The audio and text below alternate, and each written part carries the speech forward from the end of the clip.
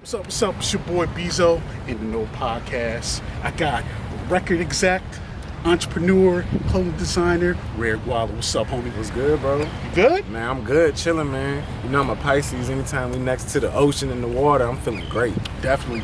It's a beautiful scene out here. But check it.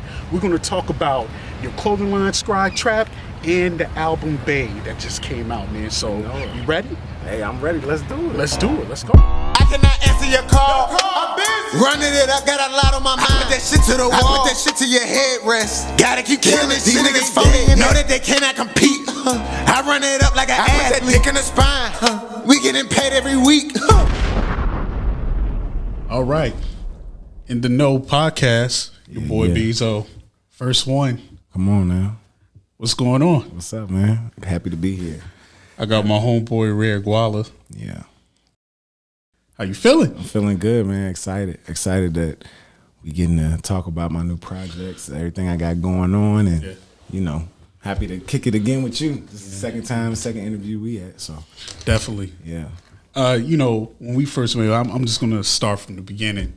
Shout out to Mike B. Yeah. Trying to get an interview with Yo-Yo, the rapper, and he was like, "All right, yeah, we can set that up," because he was coming to the Hampton Coliseum, and I'm at work. I get a phone call. Pick up the phone. Peace, this Yo-Yo. Yo-Yo who? Shorty called me. Yeah. Cell phone number, everything. I was expecting Mike B to call. Yeah. She was like, "Yeah, you know, we'll set it up, boom, boom, boom." So I had to, you know, leave my job, go get the camera. Well, my phone pretty much. Yeah. And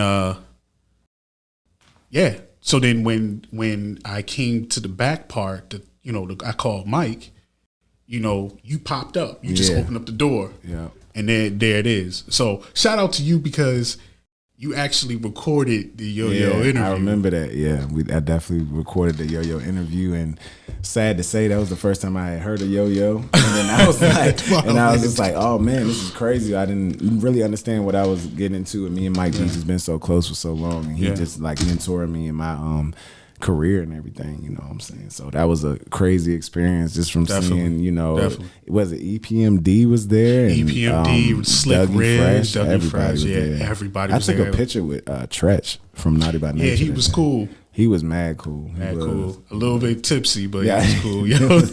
They was lit backstage for real, though. Yeah. Definitely. So what did you learn from Mike B? Shout out to Mike B. What did you learn from him? I learned a lot. That positioning means a lot. You know, positioning means a lot. Just staying in the loop, being able to stand on your own too. I remember Mike B, we was literally in Miami, and I was in VIP with like Lil Wayne and like Gutta, all of them, and he literally turned to me, was like, "That's the energy that you gonna have," and like kind of led me towards like, you know, what my future held for me, basically, because he had seen all walks of it. You know what I'm saying? So that was an inspiring thing to just be able to.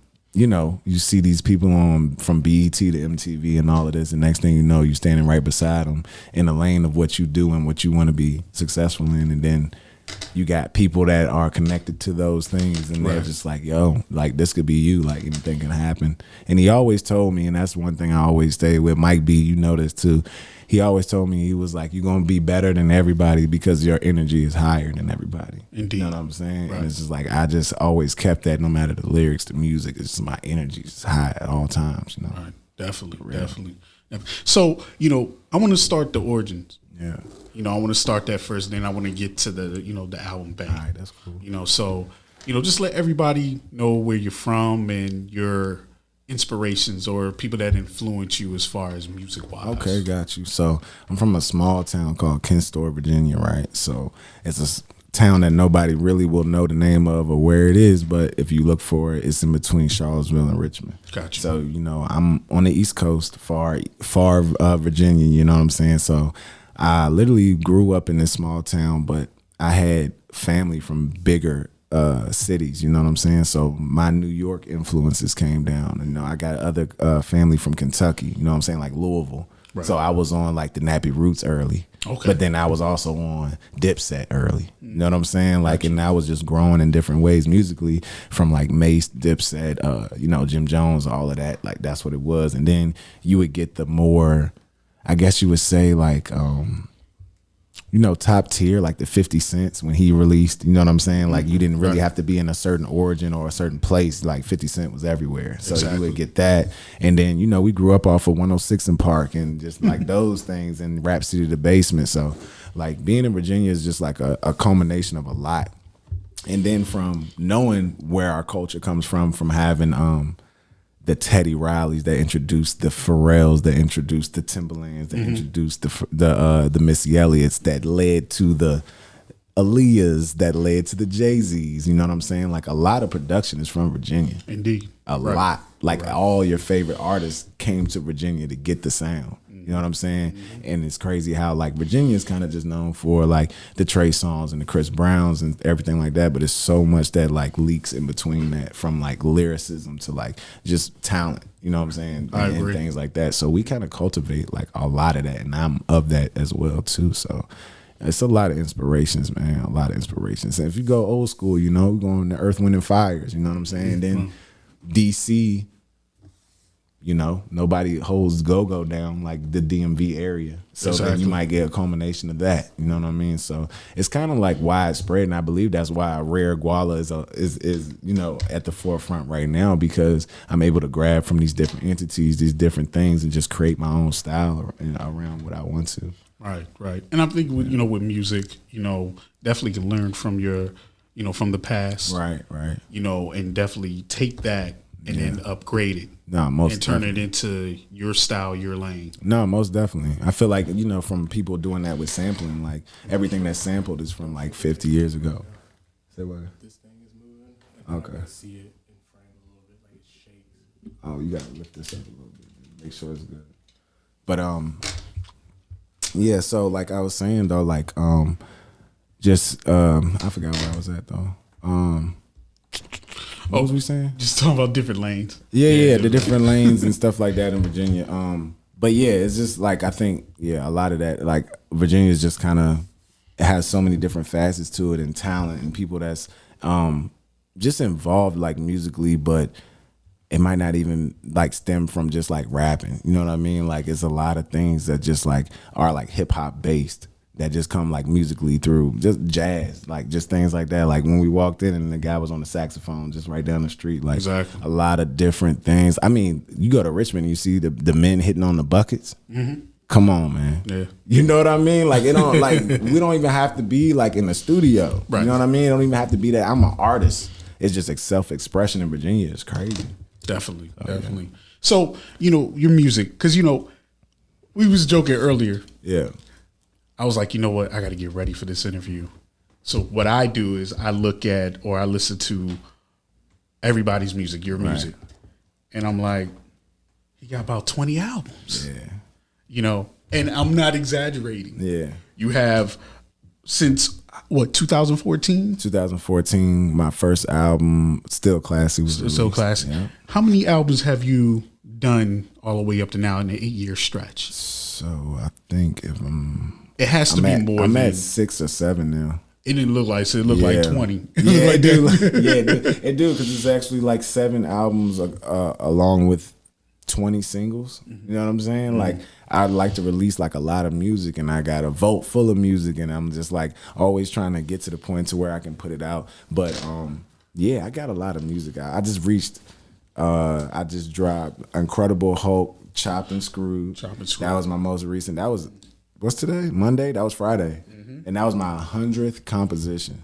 100th. And I was like, yo, when I get to 100 songs released, that's when I'm going to literally like celebrate. And because that's when the magic happens, they say. Exactly. You know what I'm saying? That's when the magic happens, around 80 to 100 songs.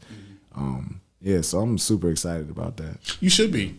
That's a feat. That's an achievement. A lot of artists can, achieve that. Right. So definitely. Yeah. So, song wise, well, first of all your albums have a plethora of songs. Right. It seems like you took the Master P approach or the Cash Money approach. Right. I noticed Master P and Cash Money, whenever they put out an album, they have 20, 25 tracks on there. Yeah. Business wise, how do you, as far as the music, is it better to put out a whole quality of music, or is it maybe just keep it 10 songs? Or see, I think it's all about the artist. You know what I'm saying? Like some artists like to put out like the 7 track EPs, you know what I mean? Right. And things like that. I'm more of like a storyteller, and I like narratives. So like a long form piece, like I want to give my fans something that they can like sit with. Right. You know what I mean? I don't want it to be a quick listen. Oh, that was good. You know what I mean? Like I try to embody an entire world inside of my album. So every time you come to the album, you can leave with just like an imagination of different things. So you know what I mean? It might not be like, oh, these are the hottest songs, let me put them right here. Like I'm literally trying to build a story around my whole situation. You know what I mean? Gotcha. And then if I just got like music that's built up and it's like, okay, this is 3 years and this was yesterday. You know what I'm saying? Like no matter what, like if I feel like this is in that family of this one, then I'm gonna make this one wait on the others, you know? Gotcha. So like that's what I'm pretty much on right now. And it's pretty much on the artist. It's on the artist on whatever you want to do. Me personally, I love long forms. I did put out the Zoot. Now this is the crazy part because the Zoot is about to hit 1 million streams, and the Zoot is my shortest album. Okay, you know what I mean. And but that was the purpose, really. You know what I'm saying? That's a gem for y'all out there. So, you know, it's all about what you want to do. I think if you don't, you got to kind of know yourself. If you don't have the content matter for a person to listen to 18 tracks of you, then I don't think you should. You know well, what I mean? And the reason why I'm saying is that, you know, most people are AD and ADHD, and, you know, like, so after the 5 song limit, okay, I'm done. Yeah. And I think it's just because my music is so different. You know what I'm saying? Like it has a familiar sound within a project, but like it also changes up a lot. You know what I mean? So when it changes up a lot, like you don't get kind of stuck in the same mode and you like, wow, like this album is really good. So I think that's another thing, that my production changes up so much on every track that it's not like like a boring like 1 to 5, and you know what I mean? Like, okay, this is an R&B album and there's a piano and there's a violin, but like I take you through so many different, I think, facets of just imagination and just like creativity that you just like, oh, like what's next? You know what I mean? So yeah, long form content albums over here. I'm a big fan of those. Yeah, I like when artists put out, you know, quality music. I feel like when I stop it, it will die. Like I kind of hold on to that. Like Kanye, he put out a lot of tracks on his stuff. I think with like Drake or Future kind of do that sometimes too. Future will drop like 2 albums that's kind of short or whatever like that. But a lot of artists have stopped like the long form albums where you can like stay in there. It's basically like powered by a couple of those singles. But no matter like what's going on and numbers and stuff like that, whatever I make, I want it to last forever. Like it's not about like, oh, how well did it do or anything like that. It's like a piece that you can listen to and be like, wow, he made this. Got you. So that's where I'm at. Well, let's talk about Bae. Okay. The new album. Yeah. So tell me about that production wise. When I interview artists, I ask them a few things. Yeah. Production wise, who handled the production? Right. What essentials you need? Yeah. You know, when you're in the studio. Right. You know, what type of vibe that you're in. Okay. When do you record? You know. Yeah. You know, what inspiration? I mean, whether you could be driving or whether you could be washing dishes. I don't know. You know what propels you to put out material. Okay, got you. So the funny thing about Bae is, along, like you said, from 2014 till now, Bae was an accumulation of 2014 till now. Got you. So there's actually songs on there that's 4 years old, 3 years old. You know what I'm saying? Recently made, things like that. So Bae was actually my recognition of knowing like my true talent. You know what I mean? Like I'm very good with words, very good at rapping, very good at like the swaggadocious style and everything like that. But I was born with a voice. I was born with a melodic voice. I was raised in a church. You know what I'm saying? Like my grandmother, mom, everybody's gospel. You know what I'm saying? If you go to like the cousins, that's where you got the bass players, the piano players. You know what I'm saying? That's where I come from. You know what I'm saying? So like I'm in a culmination of like that, and that's where Bae came from, because I was like, okay, I know I'm young. You know what I'm saying? I know that like that hip hop takes us in certain places, right? But I still needed to put the work in that I knew that God had given me from the gift that he given me to sing. So I needed to make an R&B album, and I wanted to touch a crowd that wanted to support me, but maybe I wasn't making music that was like agreeing with them, I guess. You know what I'm saying? So you just kind of give them a alternative, or something? Right. Because like when you get to like Sprint and you get to like one of like my hardcore music, you know what I'm saying? Like they know I'm of like good lyrics and everything too, but that's more for the younger crowd. You know what I'm saying? So like when you get to like, you know, like the older crowd, and then maybe people like my mother or like my aunts or anything like that want to listen to my music, I'm gonna hit them with the melodic style too. And you know what I mean? So it's like, you know, I don't compare myself to like nowadays. I compare myself to the Michael Jacksons, the Princes. You know what I'm saying? It's like, so I was like, I have to put out this R&B album to solidify my spot in that era. You know what I mean? With the Luther Vandrosses and everything like that. That's a list right there. Yeah, no, really, and that's why I put it out, so I could be of that. You know, some people.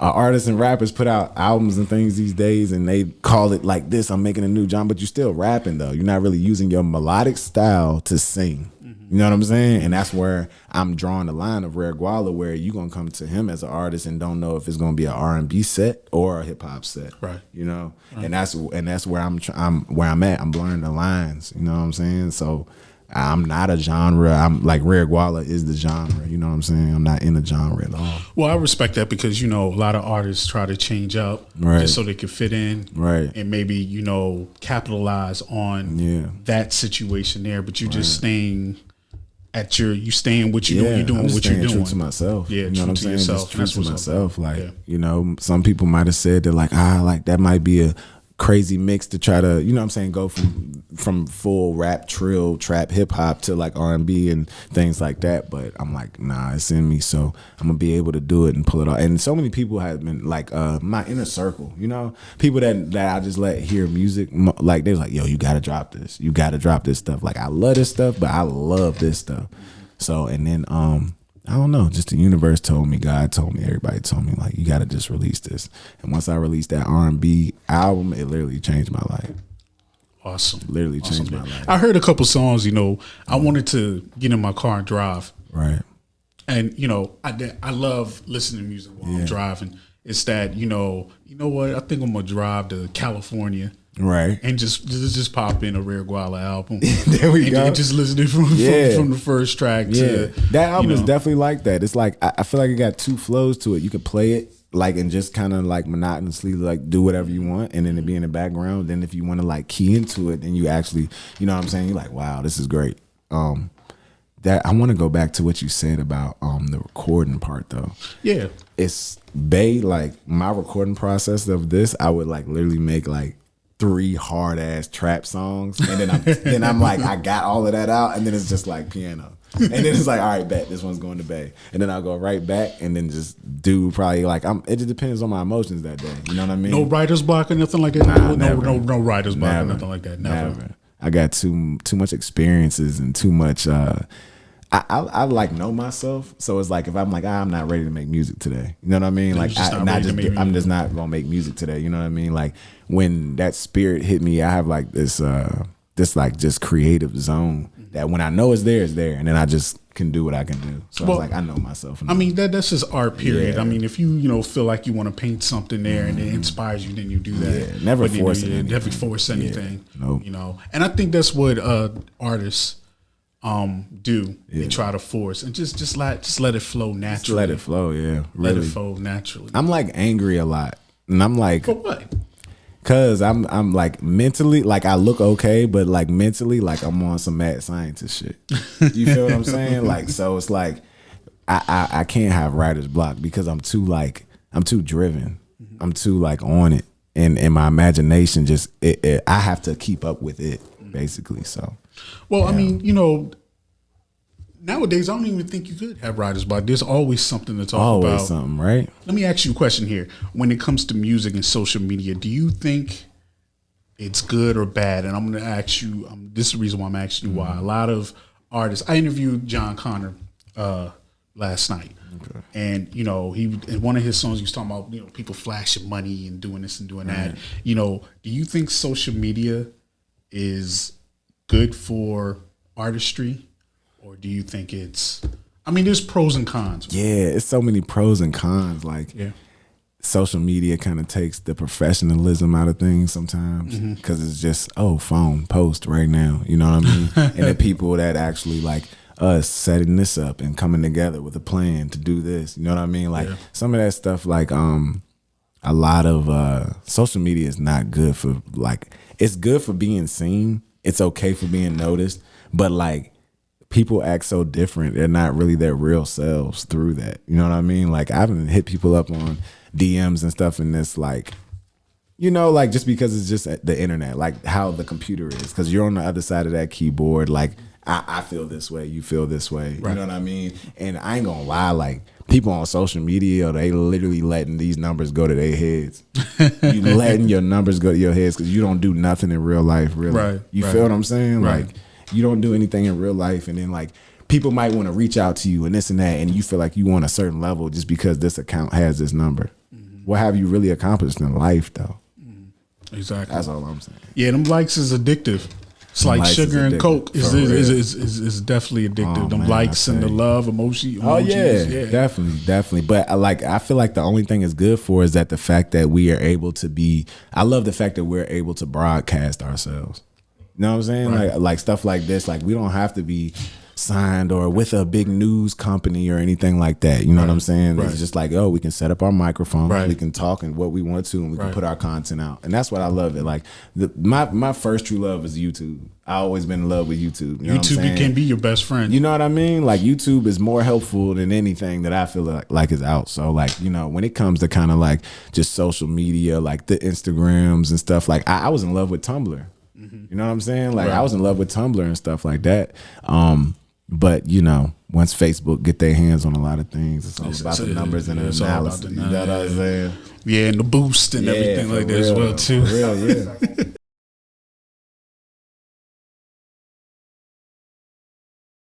It's crazy. It's just kind of. I think the internet is the choice of a lot of stuff. It is. You know what I mean? Like, the internet is the choice of a lot of stuff. So let me ask you this about Bae. Let's get on the side of certain songs that you have, as far as the emotions. Right. Tell me about that. Okay. So like, Bae is man, it's just a deep story about a man really going through his obstacles in life and trying to get through to the other side, but also not trying to destroy on the way. You know what I'm saying? Also not trying to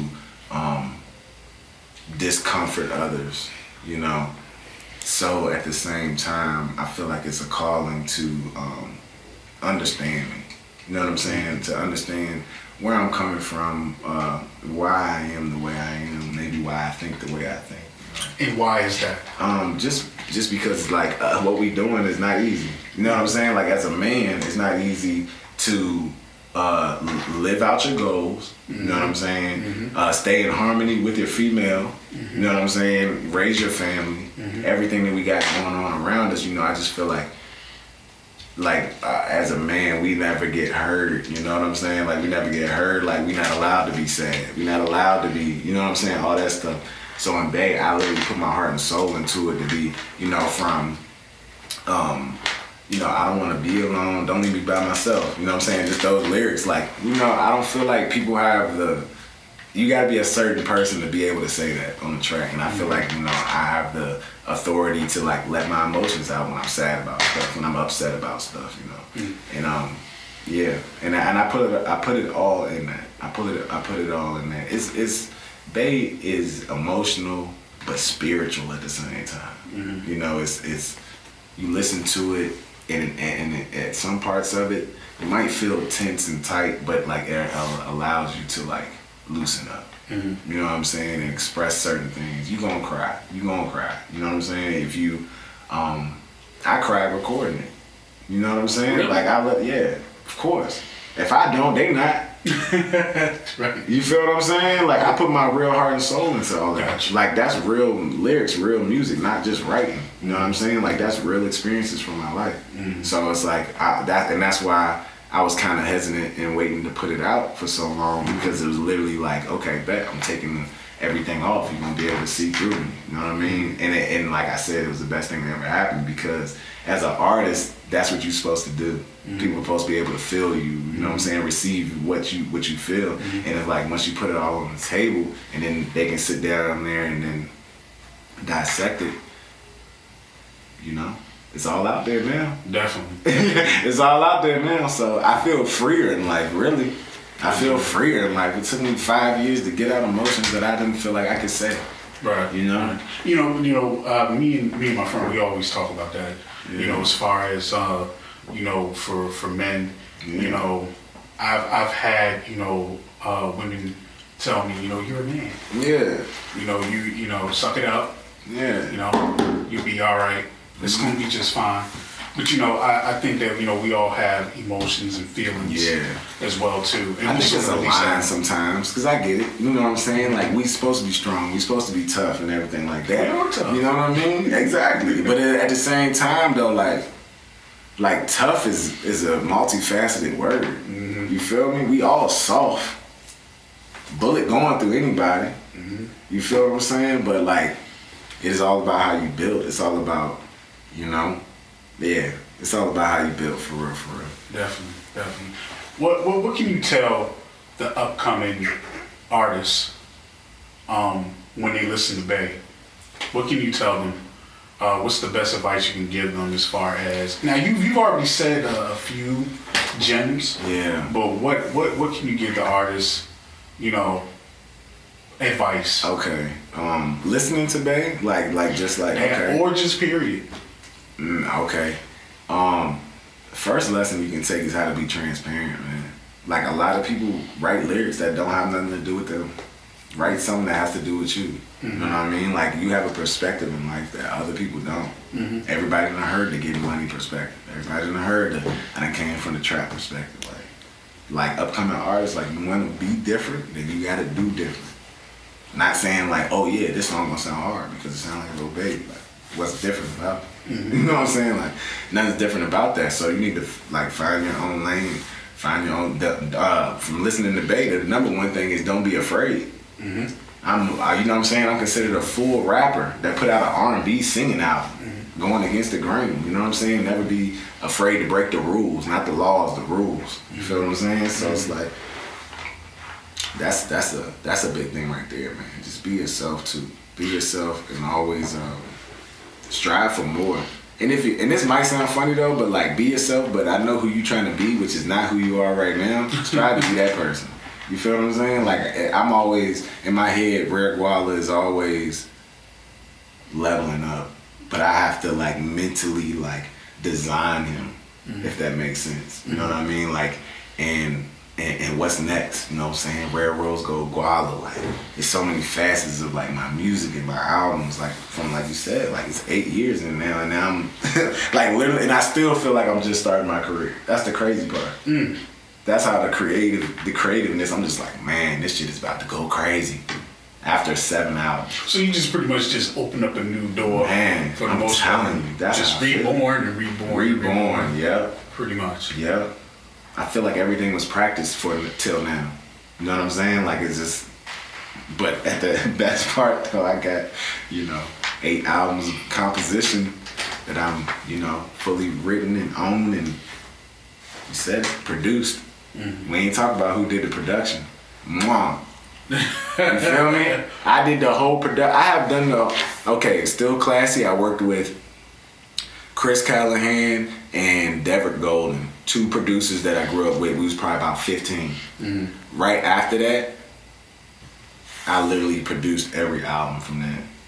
Every album. Because I literally was like, I'm about to do this myself. I want all the ownership. If we going into that wave, like, it's for the ownership. You know what I'm saying? Like, I have 100 compositions out that I own. I own my masters. I own everything. And the stuff that they talk about that y'all see on Producer Grind and all that shit, I'm really him. Like Russ, Rare Gualla. He's the one that's notified, has the notoriety for it. I've been doing this for 10 plus years. You know what I'm saying? Like, I created a lifestyle for myself through music. No 9 to 5. Lifestyle through music was what they preach to everybody. You know what I'm saying? And I like, now that we here right now, like, that's let it be known. Like, I'm in that lane that I've literally been independent and making moves on my own, shooting my own videos, producing my own shit, selling my beats, you know what I'm saying? Shooting music videos for other artists, shooting, you know what I mean? All of that stuff.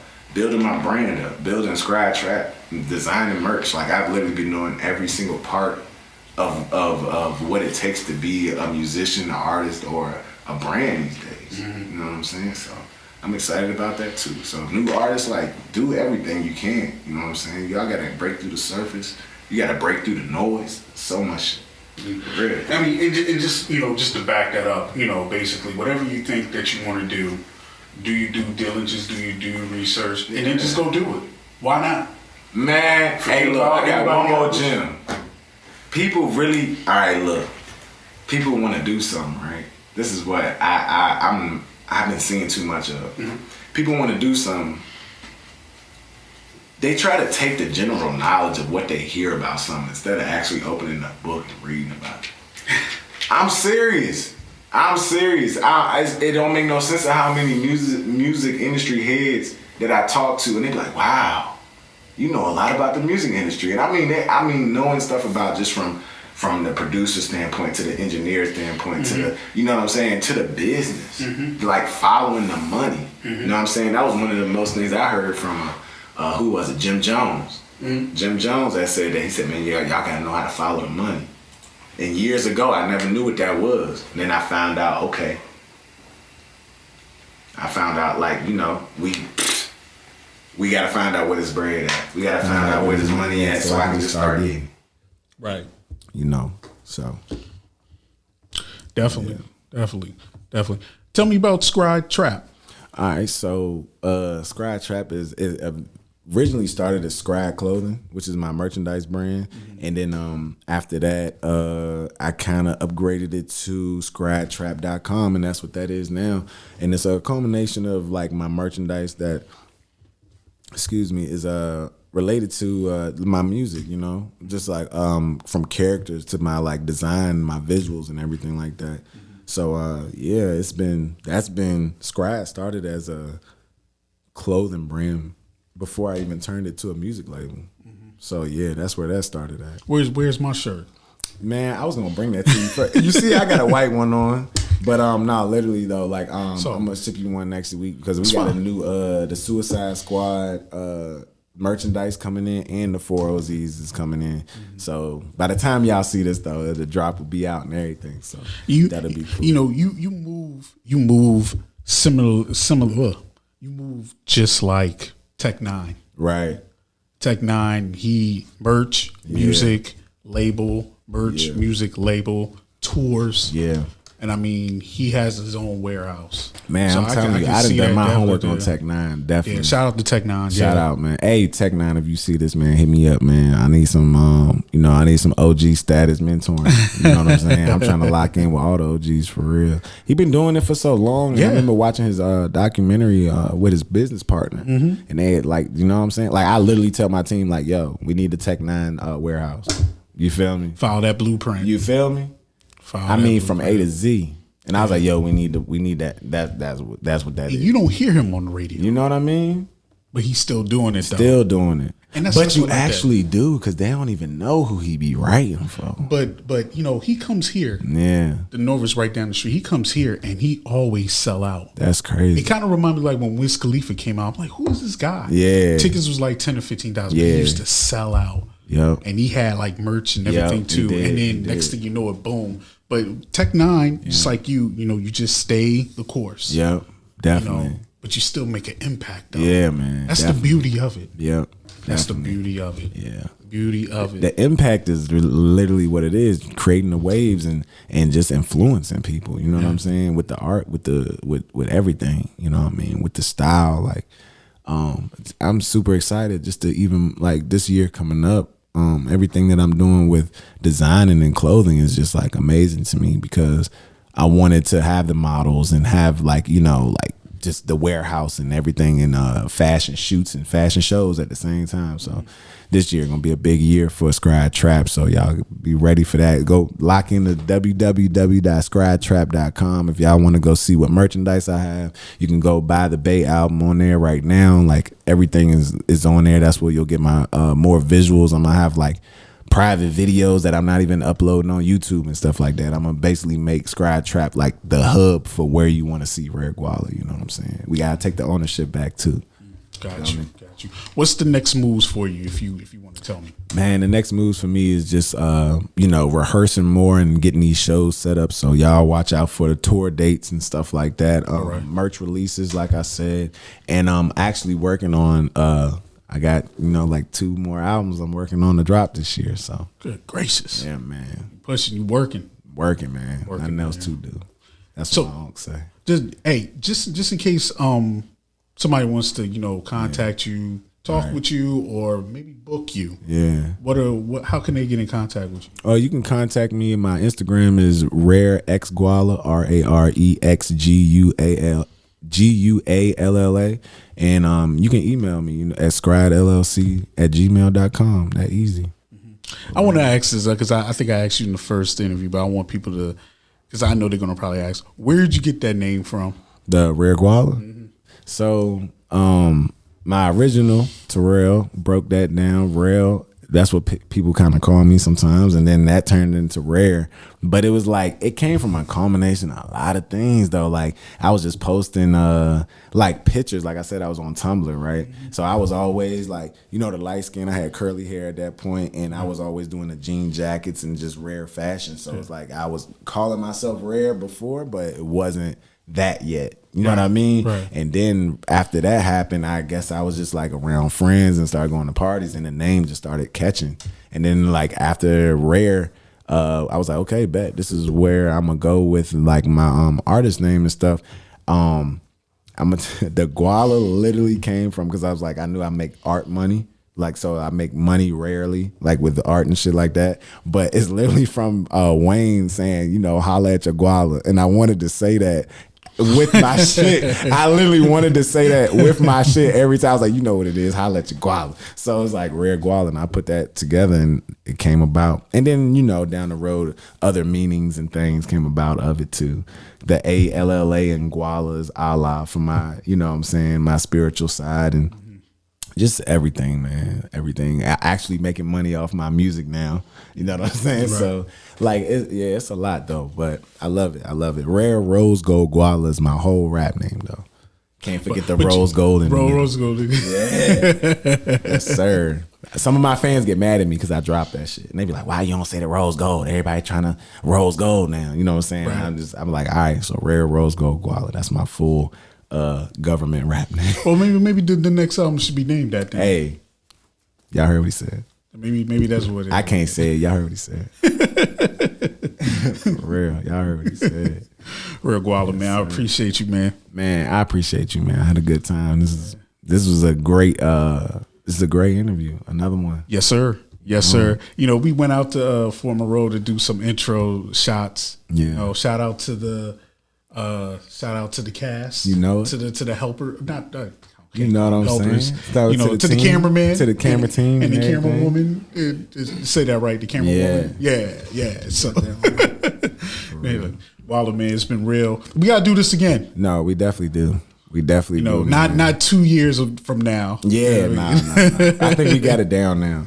We got it down now. We definitely gonna get back in. You know what I'm saying? As a matter of fact, I'm gonna pull up on you when I do the merch drop. All right. So you can actually get, when y'all see us, when you ask where's merch at, we're gonna pull up and we gonna get it real. For real though. But we definitely though. But I appreciate it, man. Like I appreciate you. We putting Virginia on the map in so many different ways. You know what I'm saying? By just actually controlling the narrative of who we are, and not letting them control the narrative of who we are. True indeed. No? True indeed. Well, man, again, it's been real, man. Yo, like I said before, we gotta do this again. Got to. And definitely, this your boy Beezo. In the Know Podcast, Gualla, episode 1, Gualla. Yes, sir. Rare Gualla, rare Ruby. Rare Ruby. Rare Rose Gold. Rare Rose Gold Gualla, about that. Yes, sir. Hey, you know what I'm saying? Check me out on Spotify and all of that. Check me out on Apple Music. Check 'em out. Amazon, everything, bro. Tidal, we all over the place. Napster, go tap in. Add me to some of your Spotify playlists and everything. Remember to check out www.scrytrap.com for all my merch and everything like that. Though. I mean, this man got millions of streams. Got to. You gotta listen to him. Got to. All right, big Gualla. You take care of yourself, bro. You know it, we out here. All right, peace.